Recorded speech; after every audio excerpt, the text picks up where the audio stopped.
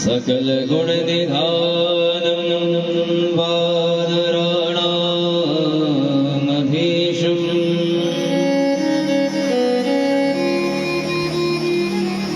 रघुपते प्रिय भगतं भात जातं नमामि।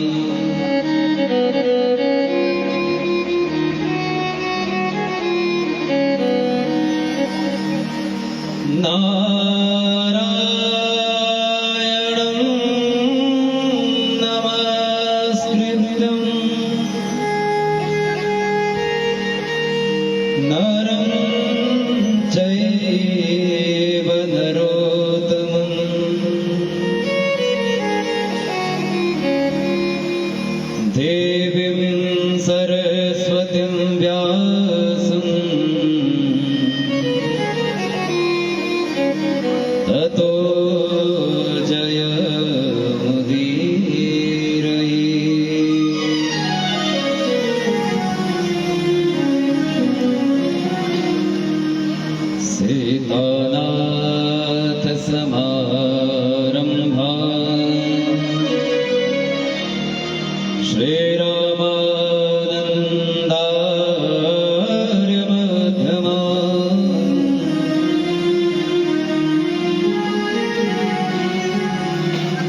अस्मदाचार्यपर्यन्ता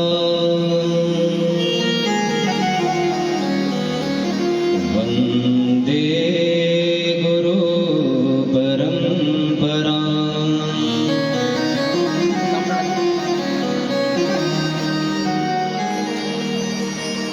गौराङ्गं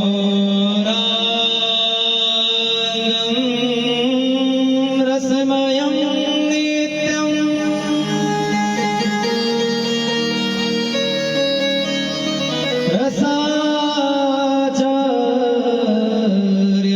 रसाचार्यरसोऽसुखम् श्रीराम हर्षणदेवाख्यम् सद्गुरुं प्रणमाम्यहम्।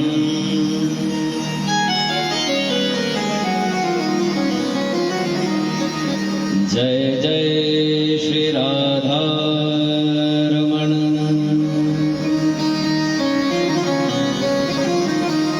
जय जय नवल किशोर।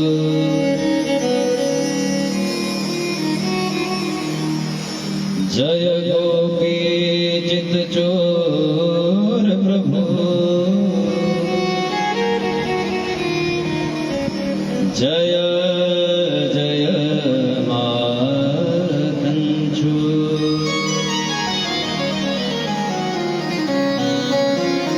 जय जय माखनचो।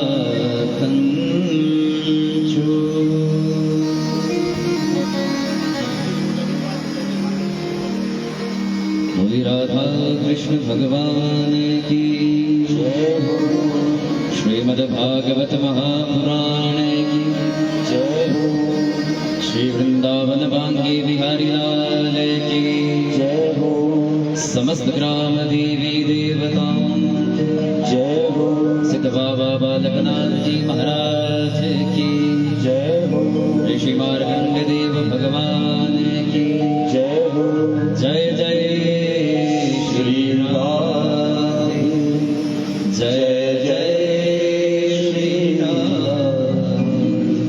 जय जय श्री राम।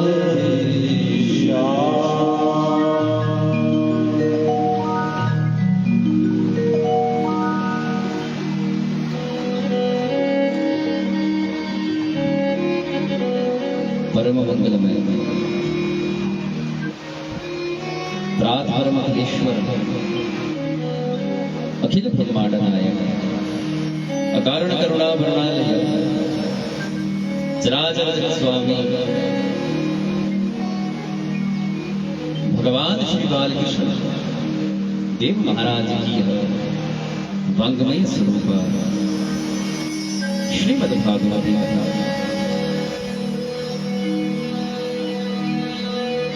कथा कथा का रसपान करने पधारे समस्त बंधुजन एवं भक्तमती माता। कथा में उपस्थित यजमान स्वरूप पक्षित स्वरूप यजमान परिवार श्री ज्ञानचंद शर्मा जी एवं सुलक्षणा भार्या श्रीमती रमा देवी एवं समस्त परिवार के जन जिन पर भगवान की अनुभव कृपा से आज यह सत्संग इस क्षेत्र में इस प्रांगण में भगवत कृपा से प्रारंभ हुआ। आज इस कथा की हम चतुर्थ दिवस में बड़े भाव से प्रेम प्रवेश पा रहे हैं। भगवान बालकृष्ण भगवान की उन दिव्यमयी लीलाओं का हम रसपान कर रहे हैं। उन हरि का इस चित्त में हम कैसे उन हरि को इस चित्त में हम स्थापित करें, कैसे हरि हमारे चित्त में अमृत हो जाए, कैसे हमारे हृदय में हरि अमृत हो जाए। वह बालकृष्ण वह नटखट गोपाल हमारे इस चित्त में बैठकर हम पर कृपा करे। इस भाव से इस भाव को इस हृदय में स्थापित करके हम इस कथा में पधारे हैं और उन भगवान की हम पर कृपा रहेगी, उन भगवान की हम पर कृपा बरसेगी। ऐसा मन में भाव लेकर हम इस कथा में पधारे। आज इस कथा के जन्मदिवस में इस नैमिषारण्य तुल्य इस प्रांगण में आज भगवान का वह प्राकट्य हम सभी के मध्य उपस्थित है। सभी जनों के बीच में आज भगवान का प्राकट्य उत्सव मनाया जाएगा, जन्म उत्सव मनाया जाएगा, जिनके लिए हम 3 दिन से भगवान की उन कथाओं का रसपान कर रहे हैं। ठीक उसी तरह जिस प्रकार से गंगा तट के किनारे राजा परीक्षित समस्त ऋषियों के बीच बैठकर जब अपने शाप के बारे में कहते हैं, म्रियमाणस्य किम कर्तव्यम, मुझको क्या करना चाहिए, समस्त ऋषि जब उत्तर नहीं दे पाए महाराज, तब सुखदेव भगवान ने अंत में आकर परीक्षित के उस मनोभाव को दूर और उसी गंगा तट के किनारे राजा परीक्षित को कथा सुनाने सुखदेव भगवान बैठे हैं और वही से ये कथा प्रारंभ होती है। भगवान की यह कथा मोक्ष देने वाली। राजा परीक्षित ने अनेक प्रश्न सुखदेव भगवान से करे। कहा, महाराज हम उन भगवान की भक्ति को कैसे पाए, उन भगवान का ध्यान करने की विधि क्या है, ये संसार कैसे बना, इस संसार की उत्पत्ति कैसे हुई, इस सभी कथाओं का हमने कल बड़े भाव से रसपान करा है। आज हम इन्हीं कथाओं का रसपान करते हुए भगवान का हमारे हृदय में और इस स्थान में भगवान का प्राकट्य हो जाए, इस भाव से हम बड़ी धूमधाम से आज अपने नटखट गोपाल का जन्मोत्सव मनाइए। आइए मनवाणी को पवित्र करें और पवित्र करने के साथ कहते हैं मन की, और जो हमारा ये मन है इसको नियंत्रित करना बड़ा कठिन कार्य है, दुर्लभ कार्य है। और वाणी के दोष को दूर करने वाला केवल एक ही उपाय है, एक ही साधन है, वह साधन है भगवत नाम। तो आइए ज्ञान की इस गंगा में हम सभी गोता लगाए और गोता लगाने के साथ अपने मन को, वाणी को और स्तन को पवित्र करें। बड़े भाव से आप सभी ताली सेवा करते हुए भगवान की संकीर्तन में साथ देकर हम सभी का आज की इस कथा में हम प्रवेश पाए। बोलिए राधा कृष्ण भगवान की जय हो। श्री राधा, बोले राधा कृष्ण भगवान की जय हो।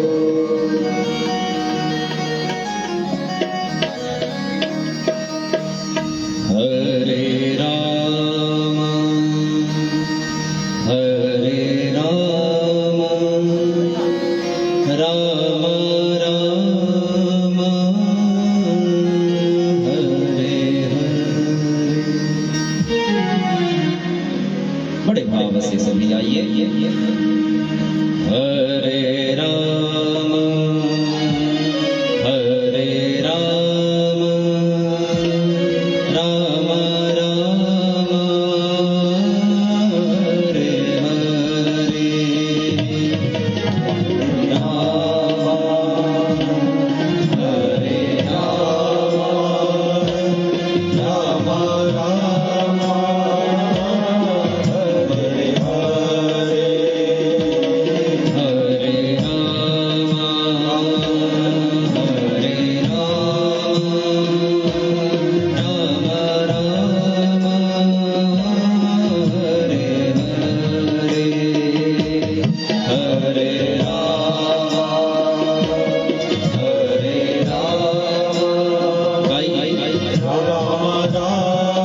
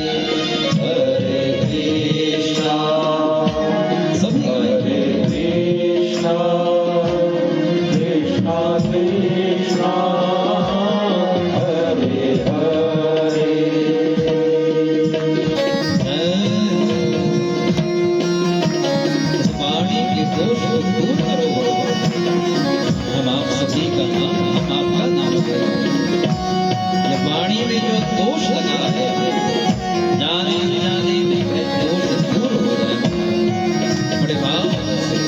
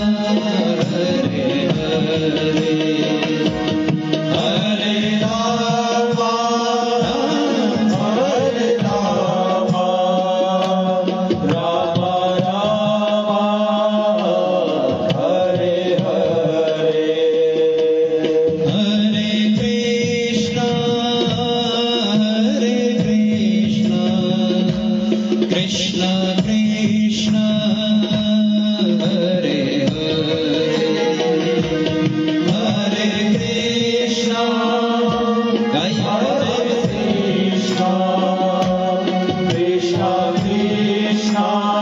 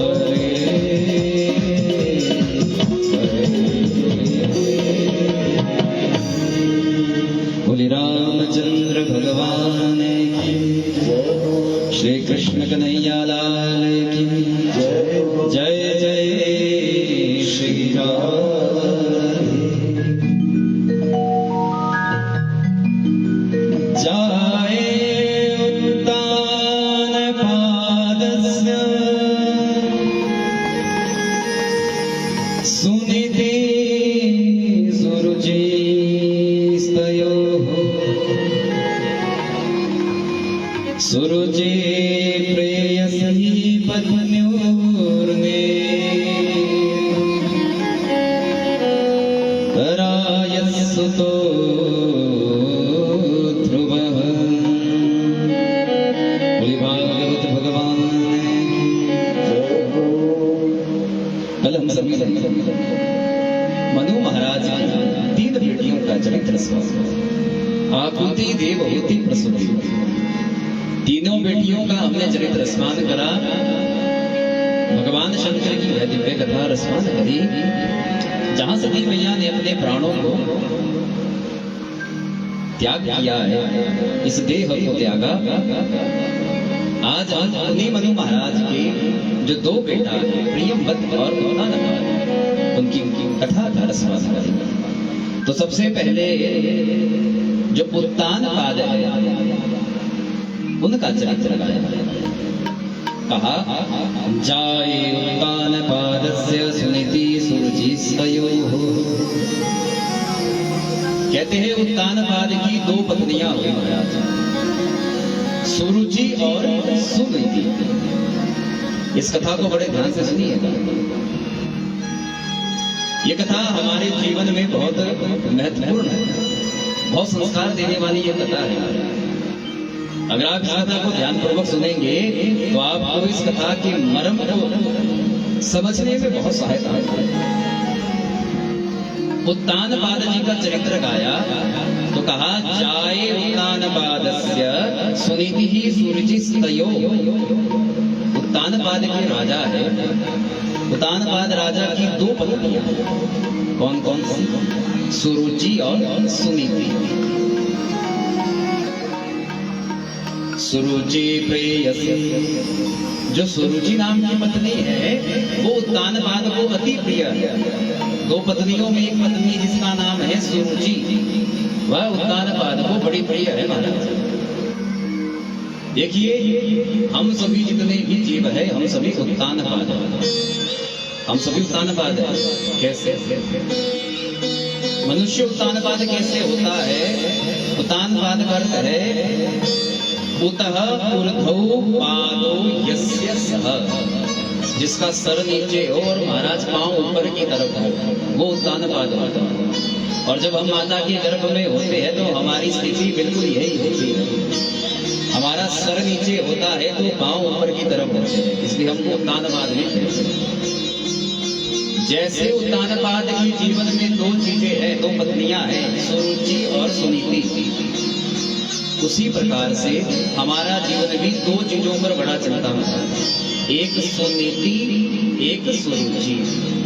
सुनीति का अर्थ होता है नीति के अनुसार, जैसा शास्त्रों ने कहा, बड़े बुजुर्गों ने कहा, उस तरह से अपने जीवन को चलाना। एक होता है सुरुचि। सुरुचि का अर्थ क्या है? मनमानी महाराज, अपनी मनमानी से अपना जीवन चलाना। जैसा हमारा मन करे, जब चाहे सो गए, जब चाहे उठ गए, माता पिता कुछ कहते रहे ना कहते रहे, उससे कोई किसी को मतलब नहीं। तो हम क्या करते हैं? उत्तानपाद के जो राजा है उन्होंने भी एक कार्य किया कि जो सुनीति नाम की पत्नी थी उस पत्नी को छोड़कर सुरुचि को अधिक प्रेम करते थे। और हमारे जीवन की भी यही विडंबना है, हम नीति को छोड़कर, धर्म को छोड़कर अपनी मनमानी करते हैं रुचि के अनुसार। तो होता क्या है, एक दिन ऐसा आता है कि हमको बड़ा भारी पछतावा होता है। सुरुचि के को प्रेम करते हैं उत्तानपाद, और अपनी जो सुनीति नाम की जो पत्नी है उसको दूर कर दिया अपने से। तो हुआ क्या, जो सुनीति नाम की पत्नी है उनकी एक पुत्र पैदा हुआ, उस पुत्र का नाम है ध्रुव। आप सभी ने सुना होगा, बोलिए ध्रुव जी महाराज की। बड़ा बहुत विचित्र चरित्र है, बहुत ध्यान से श्रवण करना। सुनीति के ध्रुव नाम के पुत्र हुए महाराज।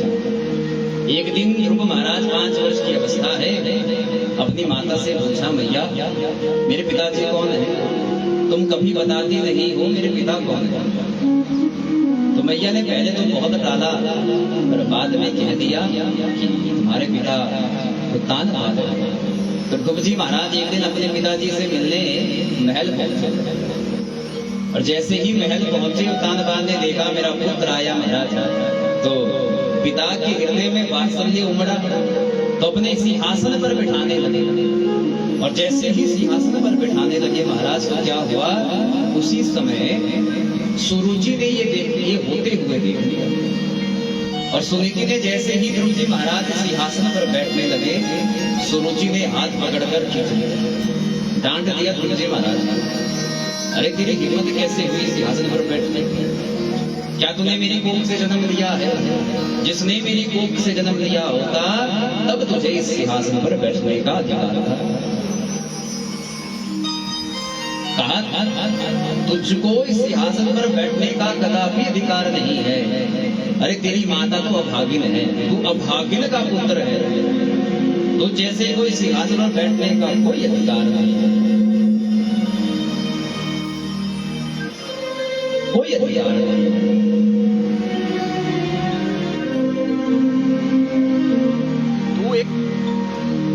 तू एक अभागिन का पुत्र है, तेरी मां भागिन है। अगर तू इस सिंहासन पर बैठना चाहता है तो जा, ईश्वर की पहले तपस्या कर, भगवान को पहले खोज, तप कर, जप कर, और जब भगवान तुझको मिल जाए तो भगवान से कहना कि मैं सुरुचि की कोख से पैदा हो जाऊं, तब तुझको इस सिंहासन पर बैठने दूंगी। ध्रुव जी महाराज 5 वर्ष का बालक जब ये वचन सुनता है तो बहुत रोए। ध्रुव जी महाराज सिसक सिसक कर रोए, और रोते रोते अपने घर की ओर गए। और जैसे ही माता ने देखा अपने बालक को रोते हुए, तो रोते हुए ध्रुव जी महाराज जब घर पहुंचे तो माता ने पूछा, रे पुत्र ध्रुव क्या हुआ, तुम इतना रो क्यों रहे, क्या हुआ? ध्रुव जी महाराज 5 वर्ष का बालक सिसक सिसक के जब रो रहा है महाराज, तो कुछ कह नहीं।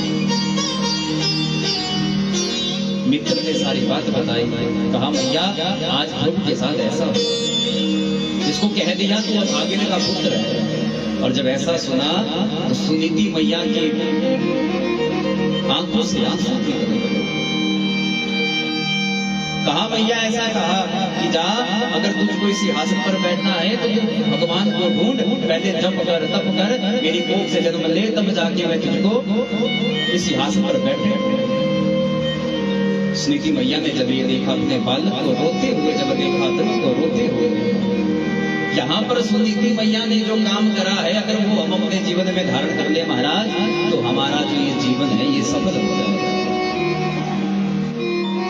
सुनीति मैया ने अपने आप को संभाला, बालक को रोते हुए देख के संभाला उनको, और संभालते हुए कहती है, रे क्या हो गया अगर तेरी माँ ने तुझको जरा सा डांट दिया? अरे तेरे भले के लिए डांटा होगा, तेरे भले के लिए कुछ कहा होगा, वो तेरी माँ है। माँ ने अगर कुछ कह दिया तो उसमें बुरा मानने की आवश्यकता नहीं है। अरे तेरी माँ ने ठीक तो कहा, तू एक अभागन का पुत्र है। तू हमेशा मुझसे पूछता था कि माँ तुझको पिताजी का पता नहीं बताती, तो मेरे पिता के बारे में मुझसे कुछ नहीं कहती, मैं तुझको कभी तेरे पिता का पता नहीं बता पाई, तो तू अभागिन का ही पुत्र है। पर देख, तेरी माँ ने, तेरी दूसरी माँ ने आज तुझको पिता का नहीं, उस परम पिता का पता बता दिया है। ये ध्रुव, तेरी माँ ने जो कहा है कि भगवान को ढूंढ, उनकी तपस्या कर, तो अपनी माता के वचनों का पालन कर पुत्र, और जा उन भगवान को ढूंढ। बोलो कृष्ण भगवान, जा उनको ढूंढ। सीखने वाली बात है महाराज। सुनीति मैया ये नहीं कहा कि तेरी माता ने तुझको गलत कहा। हम क्या करते हैं, हमारे परिवार में झगड़ा हो जाए महाराज, तो झगड़े में हम अपने बच्चों को घसीट देते हैं, फिर उनके मन में वैर पैदा कर देते हैं, द्वेष पैदा कर देते हैं कि इन्होंने हमसे ऐसा कहा है, तुम भी इनसे बात मत करो। वैर भावना हम अपने बच्चों के हृदय में भरते हैं, ये हमारी गलती है। हमको सुनीति मैया से सीखना चाहिए।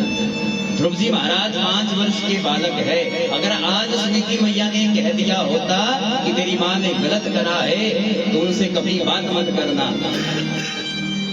तो आज ध्रुव जी महाराज शायद उस आकाश में चमक ना रहे होते। मैया ने कहा तेरी माँ ने अगर कहा है तू भगवान को ढूंढ तो जा, मैं तेरी माता तुझको आज्ञा देती हूँ, जा उस वन में जा और उस प्रभु को। ध्रुव जी महाराज ने बड़े करुण भाव से कहा माँ मैं भगवान को तो ढूंढ लूंगा पर भगवान मुझको कहाँ मिलेंगे? 5 वर्ष का बालक क्या जाने भगवान क्या होगा, क्या होते भगवान, मैं कहाँ ढूंढूंगा उनको? मैया ने कहा पुत्र जिनको तू ढूंढने जा रहा है वो कहीं एक जगह नहीं परंतु अपितु इस संसार के कण कण में विद्यमान है। हरि व्यापक सर्वत्र समाना प्रेम ते प्रकट होई मैं जाना। हरि व्यापक है पुत्र, कण कण में है, तुम प्रेम से उनका भजन करोगे तो अवश्य ही तुम्हारे सामने प्रकट हो जाएंगे। बोले ध्रुव जी महाराज की जय, बोले ध्रुव जी महाराज की जय।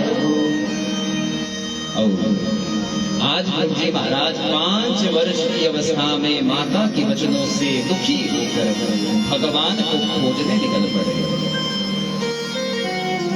वन में भटकते हुए ध्रुव जी महाराज जा रहे हैं और कहते हैं जब भगवान को कृपा करनी होती है तो भगवान किसी न किसी रूप में हमारे सामने उपस्थित हो जाते हैं। महाराज क्या हुआ? जैसे ही ध्रुव महाराज वन में पहुंचे भगवान के अति प्रिय नारद जी भगवान उस स्थान पर पहुंच गए हैं। पूरी नारद जी महाराज जब पहुंचे एक 5 वर्ष के बालक को जब देखा तो नारद जी के मन में विचार आया ये बालक आज इस वन में भ्रमण कर रहा है, क्या कारण होगा? नारद जी महाराज ने ध्रुव जी के पास जाकर पूछा अरे पुत्र इस वन में क्या करते हो? अब ध्रुव जी महाराज छोटे से बालक है महाराज, हमारी तरह बड़े नहीं है कि बातें घुमा के बता दी। तो छोटा जो बालक है उसमें जो सुना होता है साफ साफ जाके वही कह देता है, दिल साफ होता है, पवित्र होता है। तो जो ध्रुव जी के साथ हुआ था नारद जी को एक एक बात ध्रुव जी महाराज ने बताया। और जैसे ही ये सुना नारद जी महाराज ने मुख से एक ही वचन निकला अहो तेज क्षत्रियाणाम मान भंग मृष्याणाम। अद्भुत तेज है क्षत्रियों का महाराज, आज जरा सा क्या मान भंग हुआ है। अब अपने मान पे क्या बात आई है? तो ये 5 वर्ष का बालक आज भगवान को ढूंढने निकल पड़ा है। माता के वचनों से दुखी होकर आज भगवान को ढूंढने निकल पड़ा है। अद्भुत तेज है। पर नारद जी ने विचार करा कि 5 वर्ष का बालक है, क्या पता भगवान को ढूंढ पाएगा नहीं ढूंढ पाएगा, परीक्षा ले लेता हूं। तो नारद जी ने ध्रुव जी महाराज की परीक्षा ली। नारद जी ने ध्रुव जी महाराज को समझाना चाहा, कहा ध्रुव जिन हरि को तुम ढूंढ रहे हो वो संसार में तुमको कहां मिलेंगे? जिन हरि को तुम ढूंढ रहे हो, अरे ध्रुव देखो इस वन में हजारों ऋषि बैठे होंगे, हजार वर्ष इनकी आयु हो चुकी होगी, पर कितने वर्ष बीत जाने पर भी इनको भगवान का दर्शन नहीं हुआ है, तो भला तुम कैसे ढूंढ पाओगे? अरे माता ने कह दिया होगा, माता की बात का पूरा नहीं मानते हैं, तुम घर चले जाओ, माता की बात का पूरा नहीं मानते। नारद जी ने बहुत उपदेश दिया, कहा उन ऋषि मुनि हजारों वर्षों से तप करके उनको ढूंढते हैं पर वो मिलते नहीं, इसलिए घर जाओ, इस वन में रहने से कोई लाभ नहीं होगा। ध्रुव जी महाराज ने इतना सुंदर नारद जी को उत्तर दिया, कहा नारद जी हे प्रभु आपने ठीक कहा, हजारों वर्षों की उम्र वाले ऋषि भगवान को ढूंढते होंगे, पर आज मेरी माता के वचनों से जो मेरा हृदय है वो छिन्न भिन्न हो चुका है। कहते हैं गाय को धोने के लिए अगर छलनी लेकर बैठोगे महाराज, तो जिस छलनी में गाय का दूध दुहोगे उस छलनी में दूध कभी टिकेगा ही नहीं, सारा का सारा दूध क्या होता है, नीचे छलनी से गिर जाएगा। उसी प्रकार नारद जी आप जो उपदेश दे रहे हैं, मेरा हृदय इतना छिन्न भिन्न हो चुका है, आपका उपदेश मेरे हृदय के इस पटल पर जरा भी नहीं टिकने वाला। अगर नारद जी आप कुछ कर सकते हैं प्रभु, तो एक काम करिए, मुझको ये बताइए कि मैं भगवान को ढूंढूं कैसे। नारद जी ने जब ये वचन सुने तो एकदम से नारद जी के मन में ये बात स्थापित हो गई। परीक्षा में यह बालक सफल हुआ है, ये सच में भगवान को ढूंढने आया है। तब नारद जी महाराज ने ध्रुव जी महाराज के कान में वह सुंदर भगवान का द्वादशाक्षरी मंत्र कान में नारद जी महाराज ने कहकर ध्रुव जी महाराज को गुरु दीक्षा देकर, गुरु मंत्र देकर आज नारद जी महाराज ने ध्रुव जी के कान में ओम नमो भगवते वासुदेवाय यह मंत्र ध्रुव जी महाराज को प्रदान करा। बोले नारद जी महाराज। अच्छा, इस मंत्र में जाप में हम बड़ी गलती कर देते हैं। हम कई बार क्या करते थे, ओम नमो भगवते वासुदेवाय नमः कर देते हैं। ओम नमो भगवते वासुदेवाय नमः, ओम नमो भगवते वासुदेवाय नमः ये मंत्र नहीं है। मंत्र क्या है? ओम नमो भगवते वासुदेवाय, बस इतना ही है, आगे नमः नहीं जोड़ना।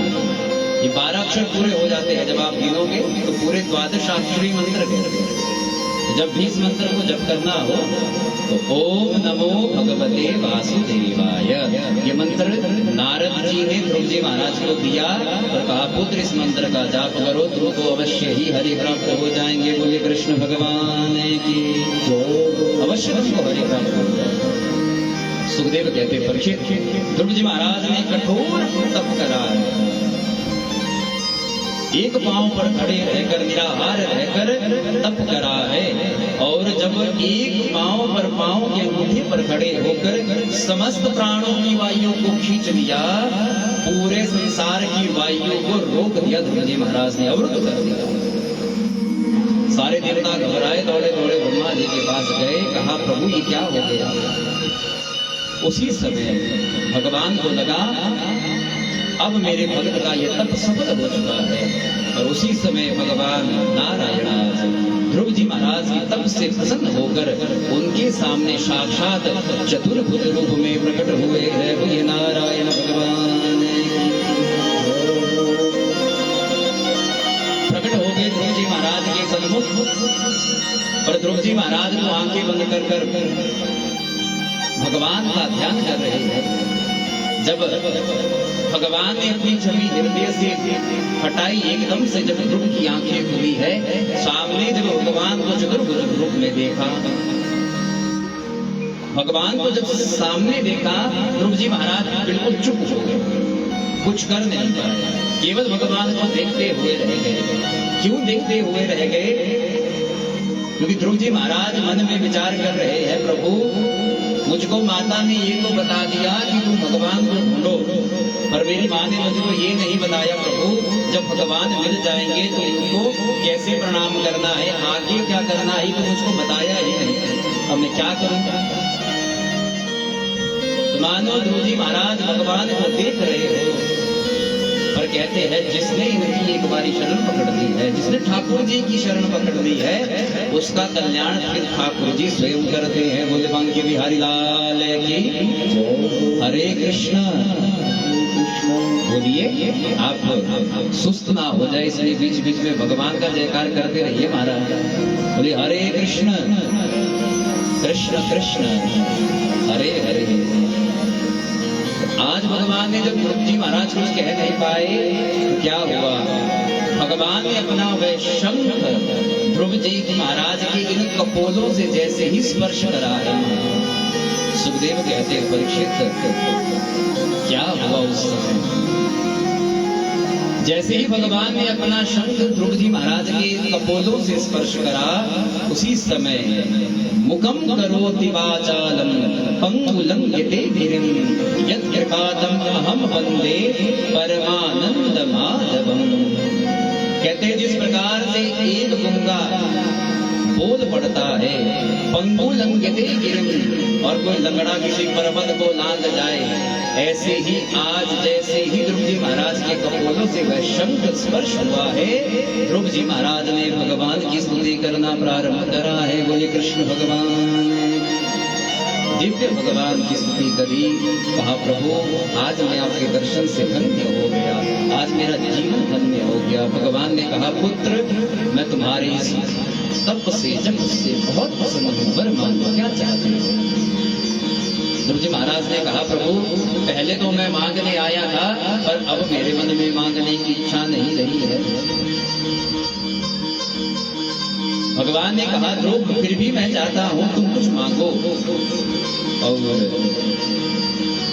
ध्रुव जी को 36,000 वर्ष का राज्य देकर भगवान ने आशीर्वाद दिया, भगवान की कृपा प्राप्त हुई। आज